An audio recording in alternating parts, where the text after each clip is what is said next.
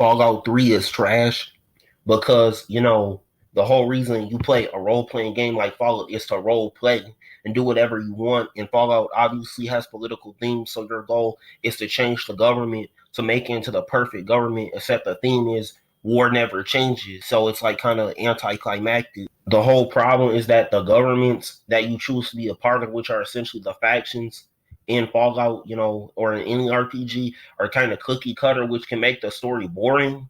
But it's carried by its world building because it's a post-apocalyptic story. So like that doesn't really matter. But if I'm being honest, that is a subjective opinion. I don't mind cookie cutter characters. Frieza is one of the most popular villains in fiction, and he's very cookie cutter. I'm not a Frieza fan. Same thing with the Joker. I'm not a Joker fan, right? And Zamasu's a hated villain, and he's a tragic villain with a tragic backstory. So, most people believe tragic villains who go from being a hero to a bad guy is the best villain, and that's not always true. Especially with people's opinions on Vader and Obito. But that's besides the point. So that's subjective. What I was just talking about. The main problem is that you have to find a family member in order for you to learn about the factions, but you're looking for your family member who abandoned you, who is a part of one of the factions you can team up with, right? I can't even find my own family, so why would I want to do it in a game, right? No, but I'm just joking. That has nothing to do with fiction in real life. But really, I'm just playing around. But, a lot of players feel like that.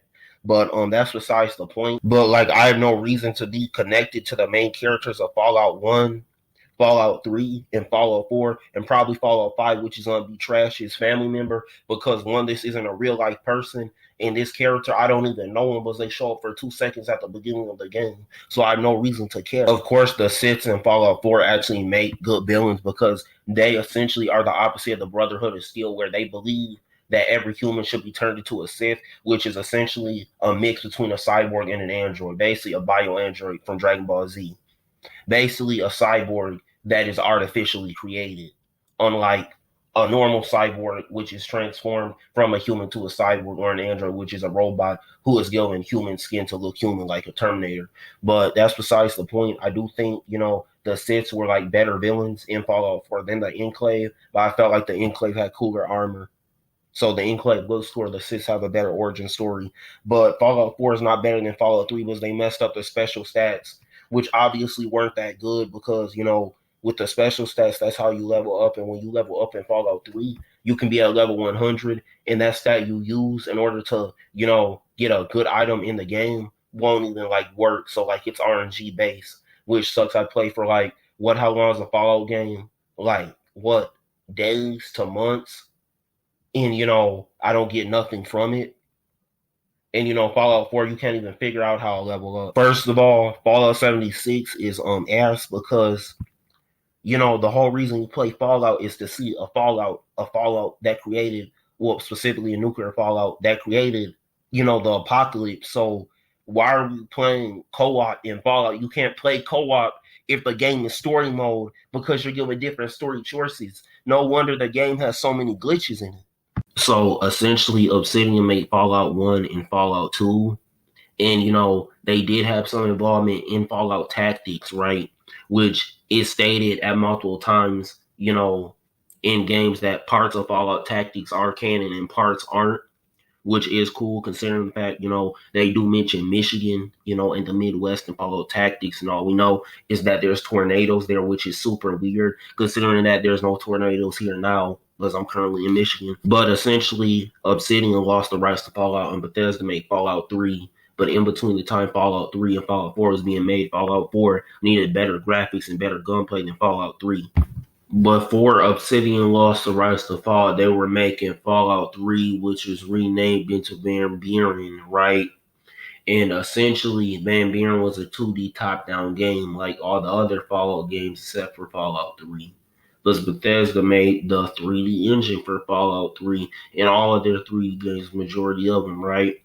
So, since who knows the Fallout franchise better than Obsidian, Bethesda's boss, Todd Howard, hired Obsidian to make Fallout New Vegas, which is essentially a 3D version of Van Buren, which originally was supposed to be Fallout 3. And Fallout 3 and all Bethesda's Fallout games are essentially spin-offs. They're not sequels to Fallout 2, but Fallout New Vegas is the only sequel to Fallout 2 because the main character of Fallout 2 who lost his memory due to a nuclear explosion at the end of Fallout 2 is an old man. Thus, Fallout New Vegas takes place hundreds of years after Fallout 2 essentially abandoned his son, who is the boss of a character who works alongside the main villain Benny.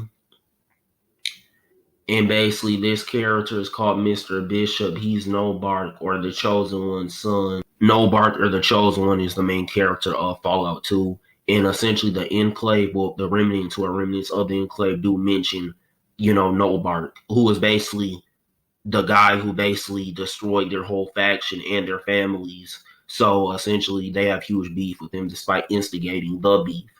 What makes Fallout New Vegas different from Bethesda's Fallout games and Fallout 1 this time you're not looking for a family member, right? You're looking to get revenge on Benny, who knows the dude who knows Mr. Bishop, right? And essentially, Benny works alongside the dude who works alongside Mr. Bishop, right? But basically, Benny works for Mr. House, right? And Benny essentially is a mafia boss and a gambler, right? At a casino. And essentially, this casino is run, well, more like overseen and run by Mr. House, who is a tech billionaire whose goal is to be a quote unquote autocrat, which is a good version of a dictator, right? But like most tech billionaires, like Elon Musk, who say they want to become an autocrat, their real goal is to use the fact they're an autocrat not to actually be a politician. Is to create new technology just to boost their ego because they got their ass beat in school. And essentially, Benny is Mr. House's second in command. And essentially, what Benny did is Benny smashed the chick who was a part of the followers of the apocalypse who practiced good anarchy. They were characters in, previous Fallout games, right? And they want to use anarchy in order to prevent the government from hoarding technology and only using it for themselves, specifically scientific and medical technology, right?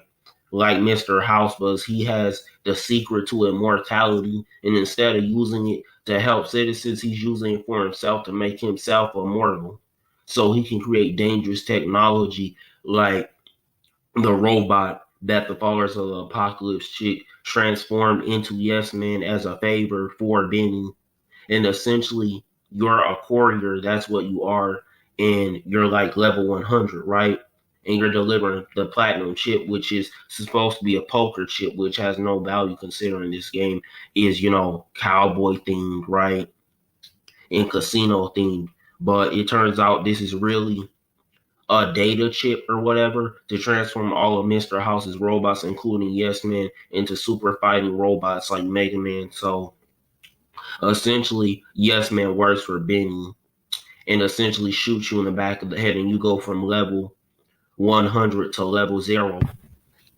Essentially, you have to kill Benny because Benny's gonna try and kill you because, one, you know, Benny's not a family member. He's a former business associate, and on top of it, it's not a virtual family member either, a fictional character in a game. Like, you have a reason to dislike Benny, but you in the real world have to do double work and re-level up and gain all the levels you had. What's great about New Vegas follows the theme war never changes, was every ending is bad because there's innocent casualties in war, even if, they're working for bad people, they could be good people forced to do it, like the slaves in the Legion, who is probably the second most evilest faction next to the Enclave. The theme of New Vegas is war never changes, but in order to kill Ben, you have to team up or force factions to team up in order to win the Battle of Hoover Dam. You have to side with one of the main factions, right? But there's no good ending because, there's innocent casualties on either side, even the bad guy's side. That's what makes this game great. On top of it, you learn the pros and cons of every government in the real world, even if they're objectively wrong. So there was some bitch ass game developer named Todd Howard, right? Who's, a game producer slash game developer slash game planner, right?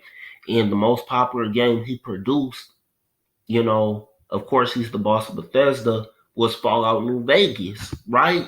And he didn't want to remake Fallout New Vegas, but he was jealous. The original creators of the game he made a spinoff to, well, actually, let's think, three failed spinoffs to made a better game than them, right? So he said, oh, Fallout New Vegas is not getting remade.